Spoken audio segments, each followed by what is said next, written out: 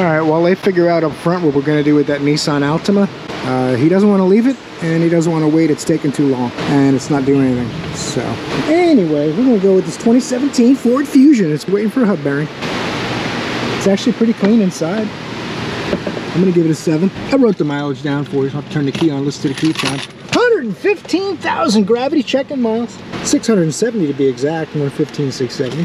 Super clean, nice car's in nice shape. I don't know why the hub bearing went bad. I'm going to change it out. Right rear, they said. I'm going to verify it real quick too.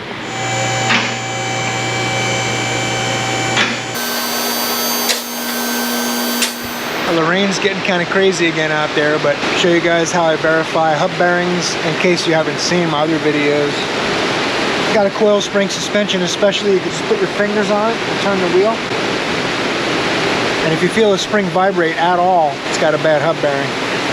And I definitely feel the spring bouncing in my fingers, so we got a bad hub bearing. I'll check the other one real quick too, just to make sure it's not also bad or worse.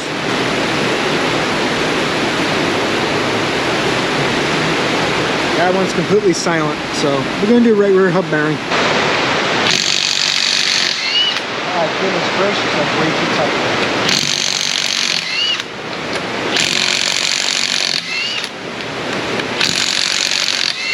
200 foot-pounds. That's ridiculous. It's supposed to be about 90.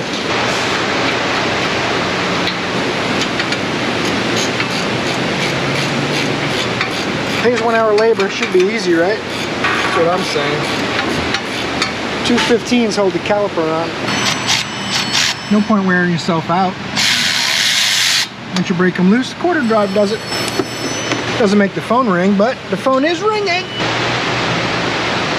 Get that someplace out of the way. It's a heck of a lip on the rotor, and the pads are kind of close too, but they're like 4.5, 5 millimeters, so not too terrible. Looks like there's a Torx on the ABS connector. The ABS bolts in the back of the hub bearing. Wish you guys could hear that. It's raining so hard you probably can't hear it, but let me go get a Torx for this ABS wire. Then I'll spin it again. Maybe the rain will let up. Hey, how you doing? Funny meeting you here. See if I can do this by braille.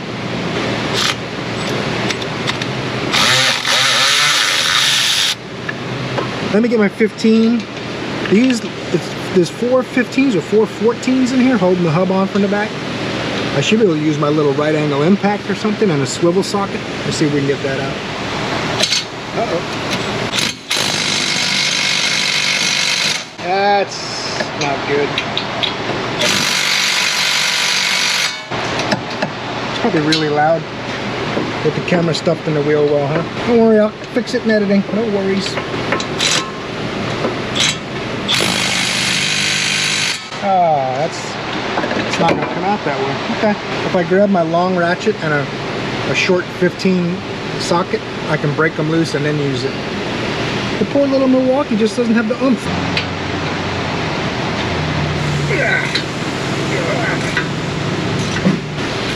That's pretty tight. I put a little bit of deep creep on there. Help protect those bolts. I got to reuse them. I'm guessing the new hub's not going to come with bolts. Give all of these a turn or so.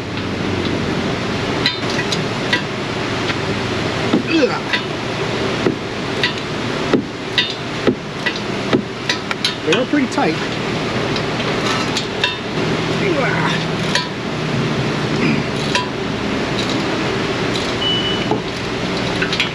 One more. I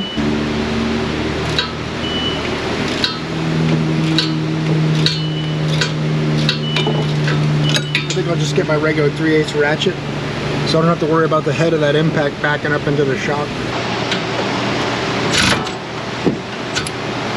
Oh, come on, Milwaukee. Milwaukee has adjusted my ratchet since they fixed it, so it won't produce much more than about 11 foot-pounds of torque. So I won't break the screws again, I guess.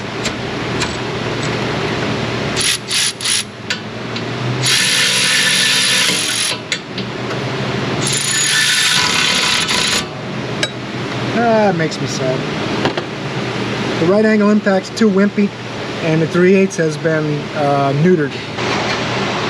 Let's hope the impact will fit out of there once I loosen them.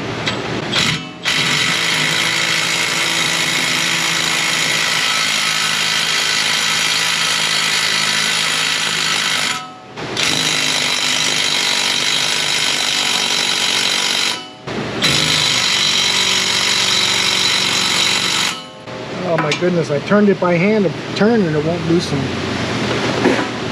These tools are way too expensive for so many disappointments. I mean, they work, but nothing to brag about them. $280 and it can't turn a bolt that I turned by hand a full turn.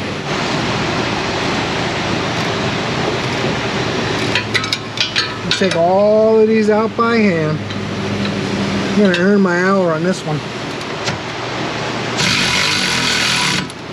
I'm getting an arm pump.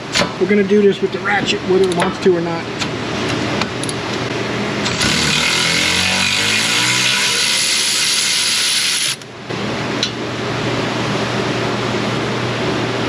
A little corrosion.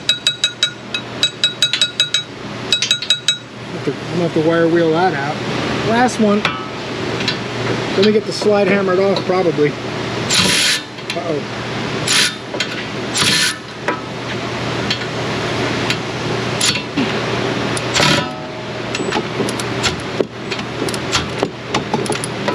Come on, Milwaukee.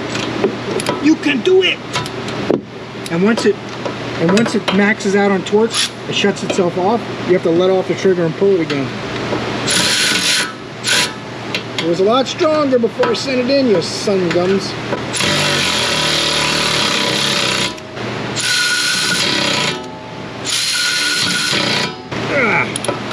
This bolt's got a little more rust on it. Sometimes what I probably should have done is wire brush the threads from the other side before I pulled them through, but I was overconfident they'd come right out. They didn't look that bad.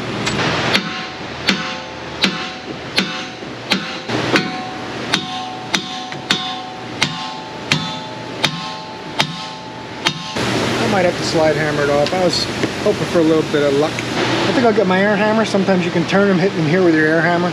Get it to turn and break loose, then it'll come out. Eyes and ears, people.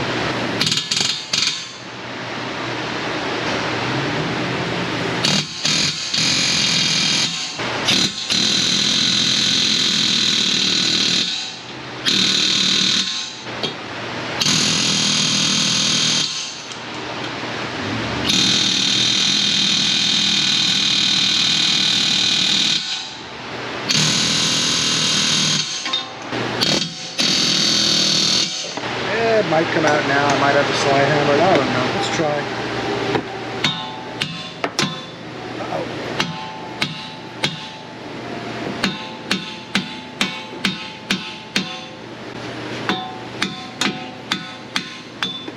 Uh-oh.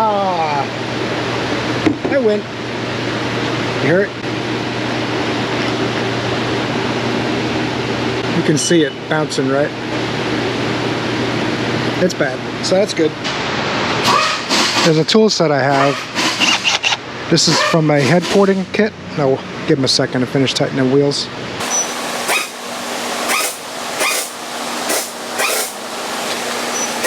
This head porting kit, super handy for cleaning up rusty knuckles. Oh, okay.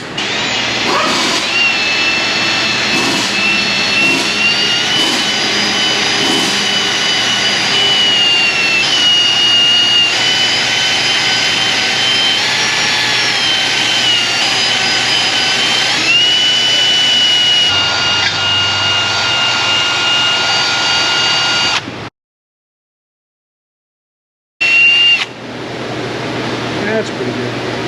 Alright, now you might notice it doesn't look all silvery and new, because to get to that you got to grind away good metal. You don't want to do that. I've said in a couple other videos, a lot of guys like to make everything look brand new.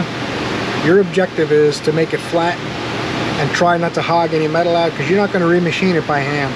You can't help taking a little metal out, just cleaning up like I did, but you're not taking so much out that you're going to probably cause a problem.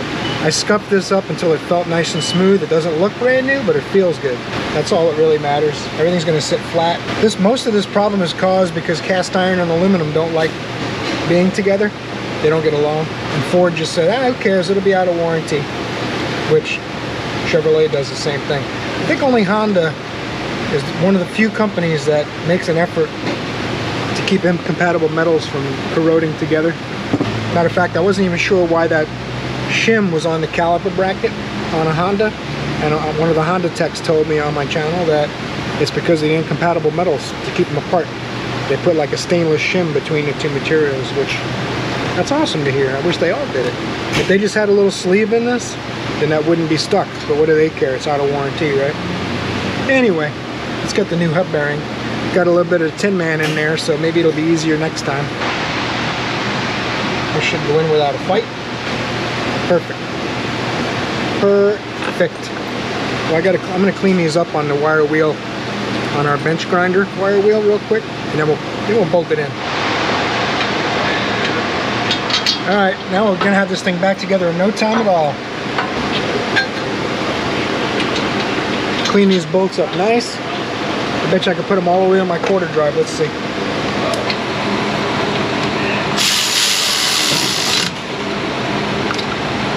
I can't see in there. Where are you guys at? Oh, there it goes.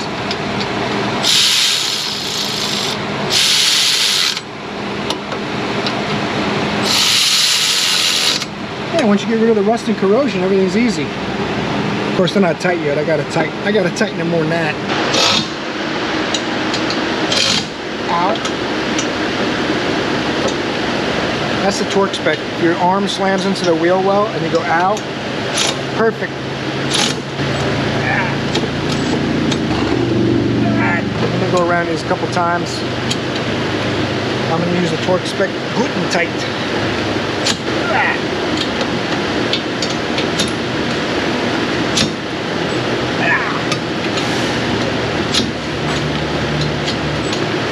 But in all seriousness, it's about 55 foot-pounds. It makes you feel a little better. You can put some thread lock on. You should put it on before you put them in. I didn't think of it. And I decided, you know what? I'm going to at least put some on the thread so I feel better about it. Won't let them unscrew, which they're not going to anyway. This is what you call an insurance move. Not insurance fraud, an insurance move. It's different. Don't forget your little ABS sensor. I thought I had the wrong hub bearing for a second because it looks like a plug, electrical plug, but it's not. It's, at least it feels like I can bolt the sensor to it. It doesn't really fit great. We'll see. What's the worst that happens? You get an ABS code and I have to replace the hub bearing again, right? It doesn't sit snug in it either. It might not be the right one. That would be terrible news. Very odd the way it's done, but feels like it bolts in there. Very weird. We'll see what happens.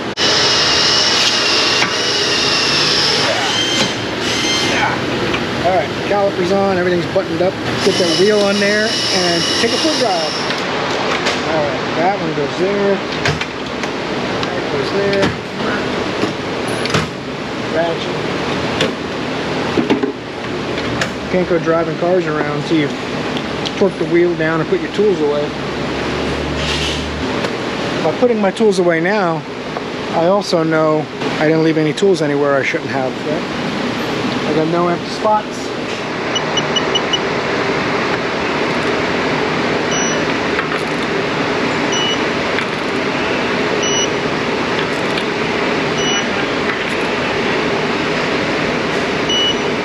Alright guys, as you can see behind me here, we're all closed up. Thanks for watching today's video. Appreciate your company. It was real nice having you around. Hope I see you in the next video too, because you're awesome.